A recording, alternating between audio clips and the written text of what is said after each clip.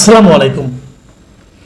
প্রিয় দর্শক, আজ সকালে ঘুম থেকে ওঠার পরই আমার খুব প্রিয় এবং সিনিয়র একজন সাংবাদিক আমাকে ফোন করলেন এবং তিনি বললেন যে আমি জানি কি না যে মুক্তিযুদ্ধের সংজ্ঞায় একটা পরিবর্তন আনা হয়েছে। এবং তিনি এটাও বললেন যে বঙ্গবন্ধু শেখ মুজিবুর রহমান, তাজউদ্দিন আহমেদ, সৈয়দ নজরুল ইসলাম এরা নাকি আর মুক্তিযোদ্ধা থাকছেন না, সহযোগী মুক্তিযুদ্ধ হয়ে যাচ্ছেন।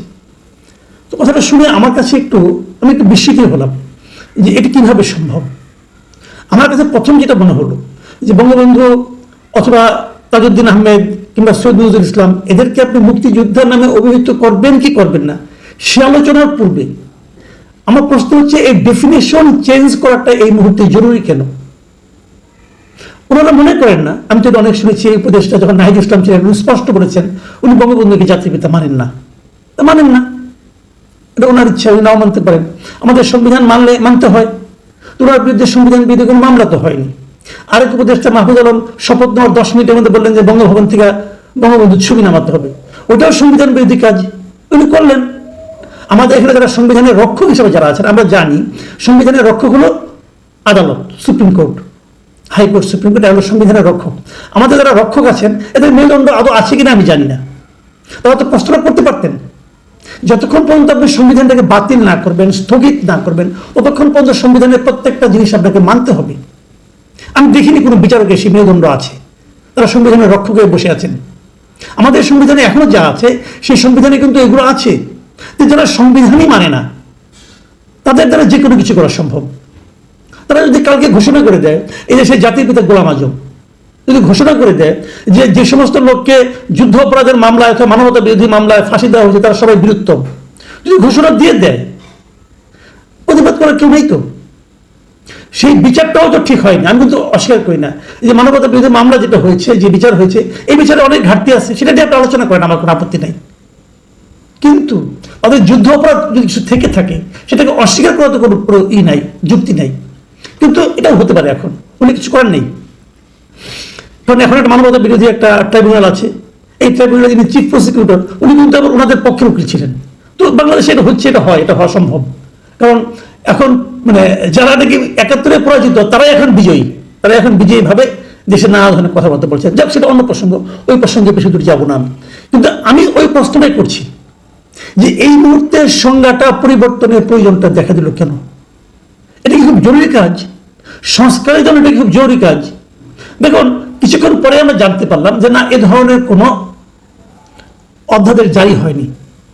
অধ্যাদেশে মুক্তিযুদ্ধের সংজ্ঞাটা তারা নতুন করে নির্ধারণ করেছে এবং সেই যে নির্ধারণ করেছে সেই নতুন সংজ্ঞায় মুজিবনগর সরকারে যারা ছিলেন প্রত্যেককে মুক্তিযোদ্ধা হিসেবে গণ্য করা হয়েছে। তো বঙ্গবন্ধু মুজিবনগর সরকারের প্রেসিডেন্ট ছিলেন, সৈয়দ নজরুল ইসলাম ভাইস প্রেসিডেন্ট ছিলেন, তাজউদ্দিন আহমেদ আপনার প্রাইম মিনিস্টার ছিলেন, অথবা এই সরকারে যারা ছিলেন মনসুর আলী অথবা খন্দকার মোস্তাক আহমেদ, সবাই মুক্তিযোদ্ধা। এটা অস্বীকার করার তারা করছে না, নতুন সংজ্ঞা তাদেরকে মুক্তিযোদ্ধা হিসাবে সংজ্ঞায়িত করা হয়েছে। এবং আরো অনেককে যারা সহযোগী মুক্তিযুদ্ধ বলেছে, যারা বিদেশে বসে মুক্তিযুদ্ধের সহযোগিতা করেছে, মুক্তিযুদ্ধের জন্য প্রচারণা চালিয়েছে, অথবা যারা নাকি আপনার পশ্চিমবঙ্গে বসে আমাদের স্বাধীন বাংলা বেতার কেন্দ্র চালিয়েছে, তারা বিভিন্ন ক্ষেত্রে যারা মুক্তিযুদ্ধে সহযোগিতা করেছে তাদেরকে সহযোগী মুক্তিযোদ্ধা হিসেবে সংজ্ঞায়িত করা হয়েছে। তো এই সমস্ত সংজ্ঞায়িত করার ক্ষেত্রে কোনটা ভালো কোনটা মন্দ এটা নিয়ে দীর্ঘ আলোচনা হতে পারে, সেই আলোচনায় আমি এখন আর যাবো না। কারণ তার চেয়ে গুরুত্বপূর্ণ আলোচনা আমার কাছে সেটা হলো এই সংজ্ঞাটা এই মুহূর্তে পরিবর্তন করার প্রয়োজন হলো কেন, এটা এই মুহূর্তে জরুরি ছিল কেন, এটা আমি জানতে চাই। এটা কি কেবল একটা বিতর্ক তৈরি ছাড়া আর কোনো লাভ করবে জাতির জন্য? আসুন সে আলোচনায় যাওয়ার আগে আমি বরং মুক্তিযুদ্ধের নতুন সংজ্ঞায় কি বলা হয়েছে এটুকু আপনাদের একটু পড়ে শোনাই গ্যাজেট থেকে।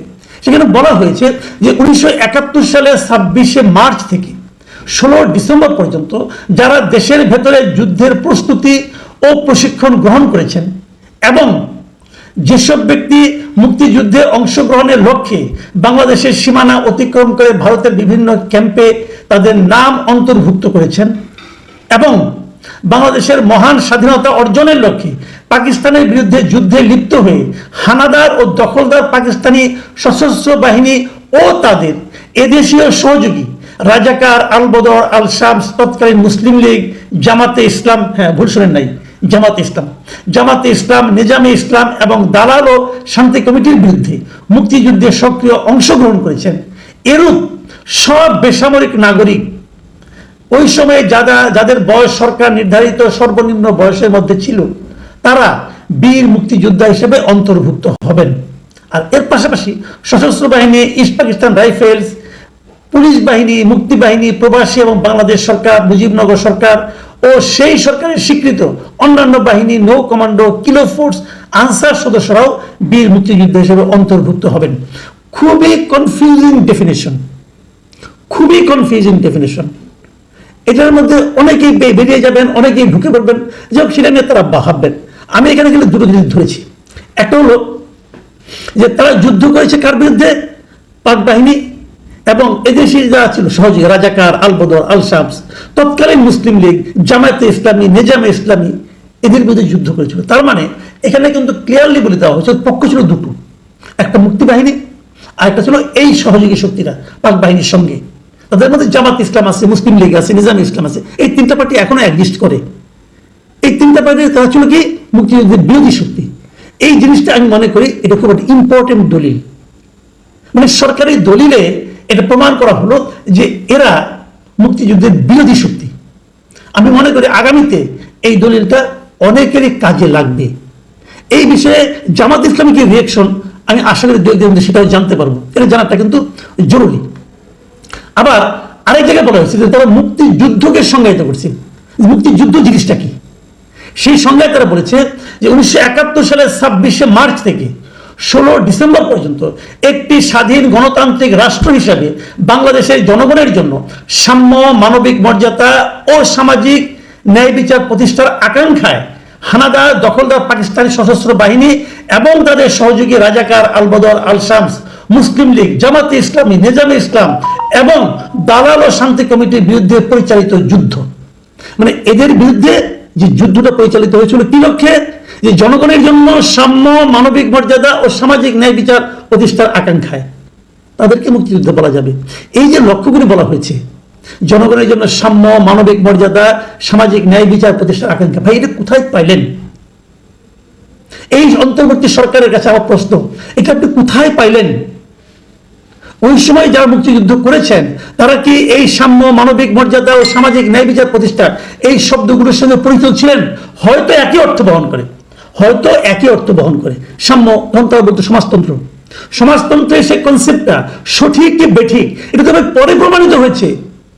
কিন্তু যুদ্ধ যখন শুরু হয়েছে, যুদ্ধ যখন চলছিল, তখন সবার হৃদয়ে কিন্তু গণতন্ত্র, জাতীয়তাবাদ, সমাজতন্ত্র এবং ধর্ম নিরপেক্ষতার কথাই উচ্চারিত হয়েছিল। তখন সবাই এই কথাগুলি বলেছিল। আপনি কোথায় পেলেন রে ভাই? আমি ডক্টর ইউনূসকে জিজ্ঞাসা করতে চাই, ভাই আপনি তো মুক্তিযোদ্ধা ছিলেন না, আপনার গোষ্ঠীর মধ্যে কে কে মুক্তিযুদ্ধ করছে সেটাও আমি জানি না। আপনার উপদেষ্টা পরিষদের মধ্যে কয়জন মুক্তিযুদ্ধ করছে সেটাও আমি জানি না। আপনারা এখন যে সমস্ত কর্মকাণ্ড করছেন, যদি মুক্তিযুদ্ধ করে থাকেন কেউ, তার বর্তমানে যে কর্মকাণ্ড, সেই কর্মকাণ্ডের মাধ্যমে উনি নিজেকে মুক্তিযোদ্ধার ওই চেতনা ধারণ করেন বলে আমার কাছে মনে হয় না। আপনি কোথায় পেলেন যে এই আকাঙ্ক্ষায় তারা মুক্তিযুদ্ধ করেছে? মানে এই আকাঙ্ক্ষায় যারা যুদ্ধ করেনি তারা ওটাই তার মুক্তিযুদ্ধ ছিল না। আমি তো বলবো মুক্তিযুদ্ধ হয়েছিল গণতন্ত্র, জাতীয়তাবাদ, সমাজতন্ত্র এবং ধর্ম নিরপেক্ষতার কথা বলে।